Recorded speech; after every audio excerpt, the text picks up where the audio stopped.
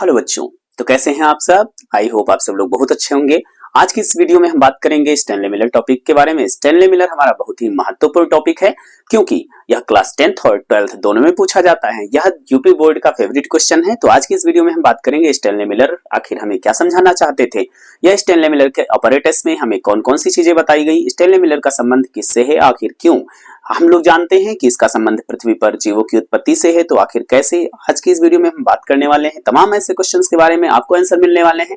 तो आप बने रहिए वीडियो के अंत तक। तो चलिए वीडियो को स्टार्ट करते हैं। ये जो आपको डायग्राम दिख रहा है, ये आप लोगों के सामने अभी इसमें हम लेवलिंग करेंगे और आपको बताएंगे कि इस ऑपरेटर्स में जो ये ऑपरेटर्स दिख रहा है इसे हम स्टैनले मिलर ऑपरेटर्स कहते हैं। सबसे पहले हम बात करेंगे स्टैनले मिलर कौन थे, स्टैनले मिलर क्या थे और इन्होंने आखिर इससे रिलेटेड एक्सपेरिमेंट क्यों किया। तो ये तमाम ऐसे सवालों के जवाब मिलने वाले हैं आपको भी इस वीडियो में। तो चलिए हम लोग वीडियो को लास्ट तक जरूर देखिएगा और वीडियो को स्टार्ट करते हैं। तो सबसे पहले हम बात करेंगे कि देखिए ओपेरिन की परिकल्पना के अनुसार हमारे वैज्ञानिक थे जिनका नाम AI ओपेरिन था। इन्होंने पृथ्वी की उत्पत्ति से लेकर के जीवों की सूक्ष्म जीवों की उत्पत्ति से लेकर के बड़ी विशालकाय जीवों की उत्पत्ति तक बहुत सारे एक्सपेरिमेंट किए और बहुत सारे जो है प्रयोग किए और इन्होंने प्रमाण निकाले और इन्होंने बहुत सारे जो है एक्सपेरिमेंट भी किए और प्रमाण दिए। इसी के जो है यहाँ पर आप देख रहे हैं ओपेरिन की परिकल्पना के अनुसार, AI ओपेरिन की परिकल्पना के अनुसार स्टैनले मिलर ने अपने गुरु, इनके गुरु का नाम क्या था यहाँ पर देख सकते हैं, इनके गुरु हैरोल्ड यूरे के निर्देशन से इन्होंने सन 1952 में एक प्रयोग किया और उस प्रयोग में जो आप कह लीजिए कि क्या दिखाना था, तो इस प्रयोग में स्टैनले मिलर दिखाना चाहते थे कि 3 से 4 अरब वर्ष पूर्व पृथ्वी पर जीवों की उत्पत्ति कैसे हुई। देखिए आज की अगर हम पृथ्वी को देखें, आज की दुनिया को देखें तो इसमें बहुत सारे विशालकाय जानवर मिलते हैं, लेकिन यदि हम बात करें कि सबसे पहले पृथ्वी पर किस प्रकार के जीव आए होंगे, तो ये तमाम ऐसे क्वेश्चन हमारे माइंड में कहीं ना कहीं क्वेश्चन मार्क खड़ा कर देते हैं। तो इसी क्वेश्चन मार्क को मिटाने के लिए हमारे स्टैनले मिलर ने अपने गुरु हैरोल्ड यूरे के साथ में या निर्देशन के अनुसार या फिर AI ओपेरिन की परिकल्पनाओं के अनुसार इन्होंने एक्सपेरिमेंट किया और इनका एक्सपेरिमेंट सफल रहा और इसके लिए इन्हें नोबेल पुरस्कार भी दिया गया। अब हम बात करेंगे इन्होंने जो एक्सपेरिमेंट करा उसमें एक ऑपरेटस बनाया, यानी कि जिस प्रकार से 3 से 4 अरब वर्ष पूर्व जैसे पृथ्वी थी उसी जैसे माहौल बना करके, वैसा ही वातावरण बना करके इन्होंने प्रयोगशाला में एक्सपेरिमेंट किया और जब माहौल बनाया, जो प्रयोगशाला में इन्होंने अपना एक ऑपरेटस तैयार किया, उसी ऑपरेटस को यहाँ पर कहा गया है स्टैनले मिलर ऑपरेटस। यहाँ पर बोर्ड परीक्षा में बहुत ही महत्वपूर्ण क्वेश्चन के रूप में पूछा जाता है कि स्टैनले मिलर का प्रयोग क्या होता है, स्टैनले मिलर ऑपरेटस से आप क्या समझते हैं, या स्टैनले मिलर ऑपरेटस में क्या बताया जाता है या कैसा होता है। तमाम ऐसे क्वेश्चन होते हैं जो इस तरह से हमारे परीक्षा में आते हैं। सबसे पहले यहाँ पर ऑपरेटस देख रहे हैं, इसकी हम लेबलिंग कर देते हैं, आप ध्यान से देखते रहें और लेबलिंग करते समय हम लोग ध्यान देंगे कि यहाँ पर कौन कौन सा जो है क्या नाम होता है और उसका क्या काम होता है।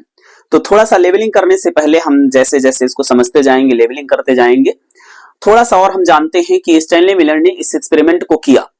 तो इस एक्सपेरिमेंट को इसलिए किया क्योंकि वो जानना चाहते थे कि 3 से 4 अरब वर्ष पूर्व पृथ्वी कैसी थी और कैसे कैसे जीवों की उत्पत्ति हुई। इसी पर्पस में इन्होंने अपना ऑपरेटस तैयार किया। तो हम देखेंगे ऑपरेटस में इन्होंने कौन कौन सी चीजें ले रखी थी और कैसे कैसे इन्होंने ऑपरेटस को तैयार किया था, कैसा हमारा ऑपरेटस था, उसमें क्या क्या चीजें दी गई थी और कहां पर कौन कौन सा काम हो रहा था। तो चलिए हम लोग देखते हैं। यहां पर सबसे पहले हम बात करेंगे स्टैनले मिलर ने 2 गोल पेंदे के फ्लास्क लिए थे। ये 2 गोल पेंदे के फ्लास्क लिए थे। ये छोटा फ्लास्क है, ये कौन सा फ्लास्क है, ये छोटा फ्लास्क है, यानी कि इसे हम क्या कह सकते हैं, आधा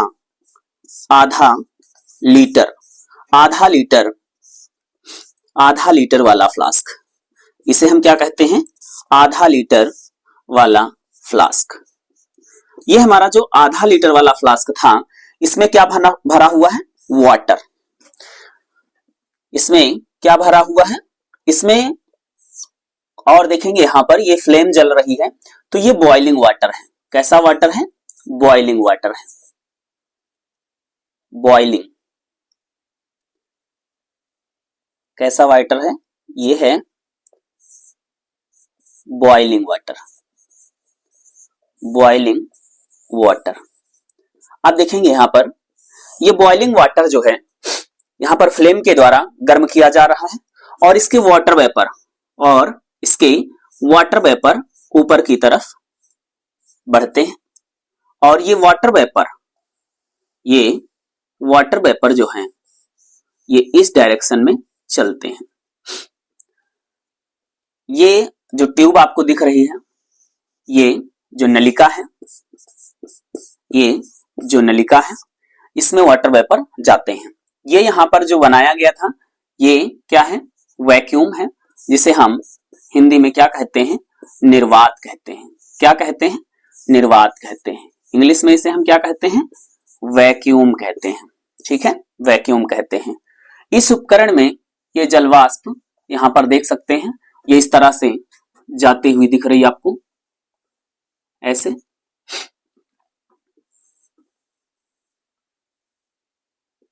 ये ऐसे जलवाष्प जो है या वाटर वेपर्स जो हैं, इनको हम यहां पर क्या कहेंगे, यहां पर हम लिख देते हैं वाटर वेपर, जिसको हम हिंदी में जल वाष्प कहते हैं। क्या कहते हैं, जल वाष्प कहते हैं। आई होप आप लोगों को विजिबल हो रहा होगा। अब उसके बाद में यहां पर ये बड़ा फ्लास्क है, इसमें यहां पर अगर हम देखें कि गैसें भरी गई हैं, 3 गैसें भरी गई हैं। इसमें यहां पर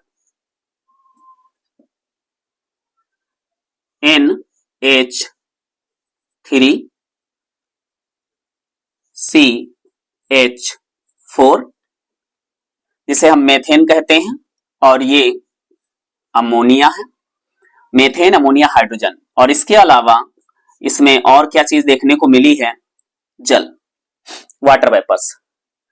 तो ये गैसें हैं, यहां पर हम लिख दे रहे हैं मेथेन,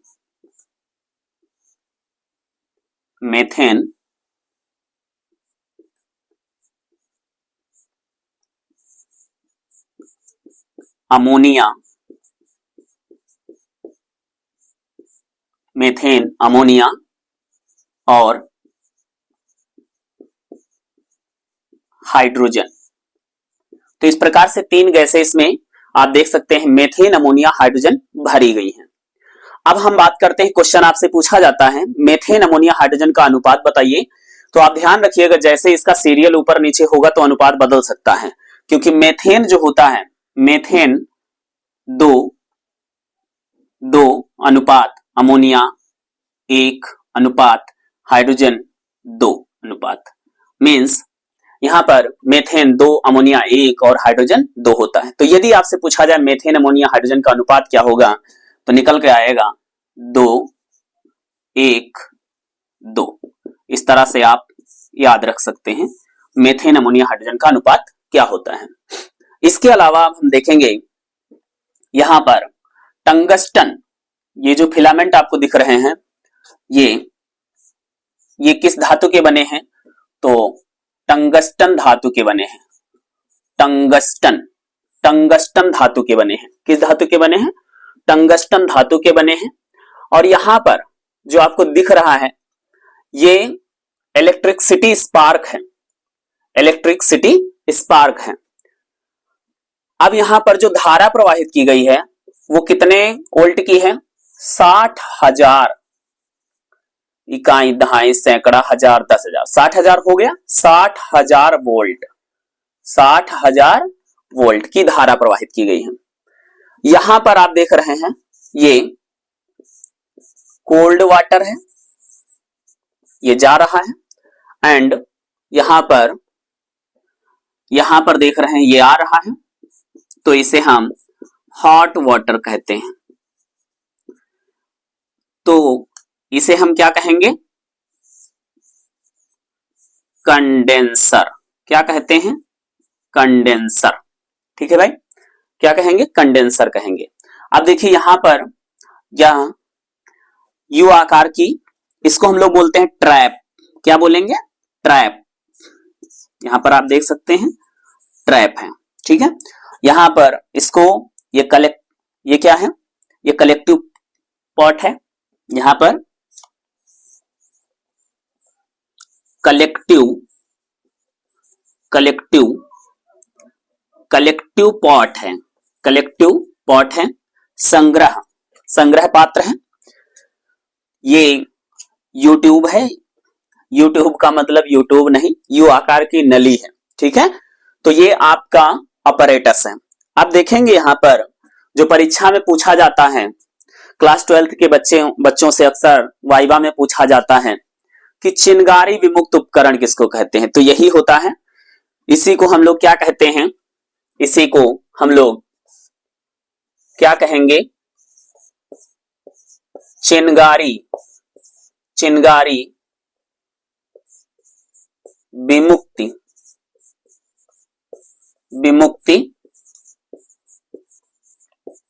उपकरण कहते हैं। इसी को हम लोग क्या कहते हैं? चिनगारी विमुक्ति उपकरण। Very important question. आपसे क्वेश्चन पूछा जा सकता है चिनगारी विमुक्त उपकरण से आप क्या समझते हैं? या Stanley Miller apparatus, Stanley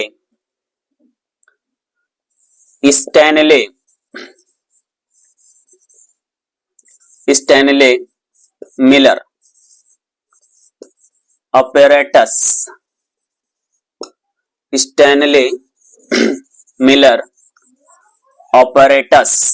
Stanley Miller apparatus से आप क्या समझते हैं?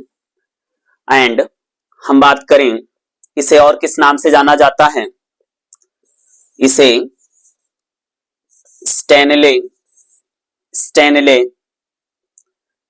Stanley Miller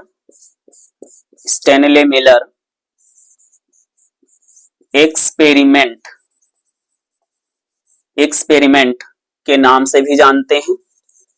Stanley Miller experiment के नाम से भी जानते हैं। तो इस तरह से आप देखकर यहां पर देख चुके होंगे कि कितना महत्वपूर्ण जो है क्वेश्चन है। अब हम बात करेंगे इसका कॉन्सेप्ट क्या होता है और ये कैसे काम करता है। इसकी हम मैकेनिज्म को अब पढ़ते हैं कि किस प्रकार से इन्होंने देखा, एक्सपेरिमेंट में काम किया और क्या बना और क्या बनने से क्या प्रूव हुआ। तो चलिए आप लोग इस वीडियो को भाई आप देख सकते हैं कितना टाइम लगा है।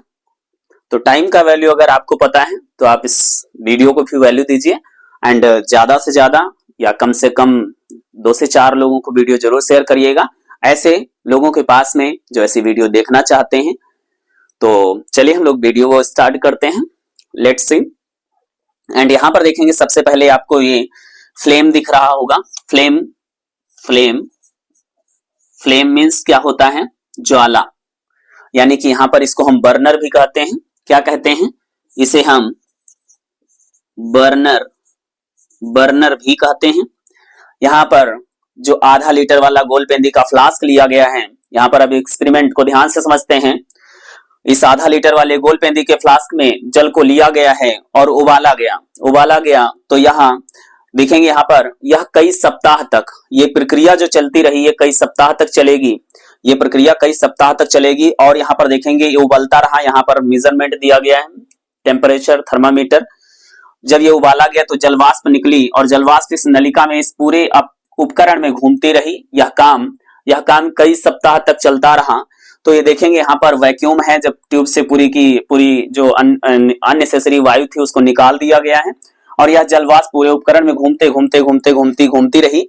यहाँ पर क्या होता है, इस बड़े वाले गोलपेंदी के फ्लास्क में क्या लिया गया है? बड़े वाले गोलपेंदी के फ्लास्क में हम देखेंगे मेथेन, अमोनिया, हाइड्रोजन गैस ली गई है, जिनका अनुपात 2:1:2 अनुपात में लिया गया है। और इसके अलावा जलवाष्प यहाँ पर आ रही थी। तो चौथा जो फैक्टर है यहाँ पर देख सकते हैं, कंपोनेंट है, वो जलवाष्प है। और टंगस्टन धातु के बने जो यहाँ पर इलेक्ट्रोड हैं, इसे हम क्या कहते हैं? ये टंगस्टन धातु के बने हैं, इन्हें हम क्या कहते हैं? इलेक्ट्रोड कहते हैं। क्या कहेंगे भाई? इलेक्ट्रोड। यहां पर हम लिख देते हैं इलेक्ट्रोड हैं। इन्हें हम टंगस्टन धातु के बने होते हैं और इनमें विद्युत धारा प्रवाहित की गई जो 60,000 वोल्ट की थी। इसमें हम बात करते हैं बड़े वाले गोलपेंदी के फ्लास्क में आखिर जो धारा प्रवाहित की गई वो क्यों की गई, इन सारी बातों के बारे में हम या इन सारी जानकारियों के बारे में हम बात करेंगे। तो देखिए, सबसे पहले अगर हम बात करें पृथ्वी, यहाँ पर आधा लीटर वाले गोलपेंदी को गर्म ही क्यों किया गया, क्योंकि आप सभी जानते हैं पृथ्वी सूरज का हिस्सा थी। पृथ्वी सूरज का हिस्सा थी तो सूरज भी गर्म था और पृथ्वी गर्म थी, तो बहुत सारा जो पानी बरसा तो पृथ्वी धीरे धीरे ठंडी होने लगी, लेकिन ऊपर वाली सरफेस ठंडी हुई लेकिन जलवाष्पन की क्रिया बढ़ गई भाई। तो ये पृथ्वी है, पृथ्वी में नीचे आग जल रही है यानी पृथ्वी गर्म है, ऊपर से पानी बरसा था जो पानी अब उबल रहा है, जो पानी अब उबल रहा है ये कैसे है, पृथ्वी की तरह से। पृथ्वी में जब वाष्पन की क्रिया हुई या वाष्प जो है वायुमंडल में पहुंचा तो वायुमंडलीय जो दशाएं थी उनमें कुछ परिवर्तन आया, उनमें विभिन्न प्रकार की गैसें हुई, मीथेन, अमोनिया, हाइड्रोजन विभिन्न अनुपात में जो दिखाई गई हैं। यहाँ पर क्या हुआ, वायुमंडल में बिजली चमकी, वायुमंडल में क्या हुआ, बिजली चमकी, गरजने की आवाज आई। ठीक उसी तरह से इन्होंने प्रयोगशाला में अपने 5 लीटर वाले गोलपेंदी के फ्लास्क में, ये कितने लीटर वाला है भाई, ये 5 लीटर वाला फ्लास्क है, 5 लीटर वाला फ्लास्क है। इसमें क्या किया गया, 5 लीटर वाले गोलपेंदी के फ्लास्क में इन्होंने वायुमंडल की वो सारी दशाएं उत्पन्न कर दी जो कि पृथ्वी पर पानी बरसने के बाद में वायुमंडल में एक्चुअल में घटित हुआ। इन्होंने प्रयोगशाला में उस 5 लीटर में वो सारी घटनाएं घटित करा दी जो वायुमंडल में घटित हुई थी, वो सारी चीजें उपलब्ध भी करा दी जो वायुमंडल में थी। इतना होने के बाद क्या हुआ भाई, इनमें रिएक्शन हुई, क्रिया हुई, यानी कि क्योंकि आसमान में जैसे बिजली गरजती थी, तड़पती थी, ठीक उसी तरह से इन्होंने भी यहाँ पे क्या करा, गर्जना करवाया, इसीलिए इसे चिनगारी विमुक्त उपकरण कहते हैं। और इसके पहले भी हमने कहा यह प्रयोग कई सप्ताह तक चलता रहा, कई दिनों तक चलता रहा। तो सोच सकते हैं कितना मेहनत किया था हमारे जो है वैज्ञानिक स्टैनले मिलर ने इस ऑपरेटस, इस प्रयोग को, इस एक्सपेरिमेंट को करने के लिए।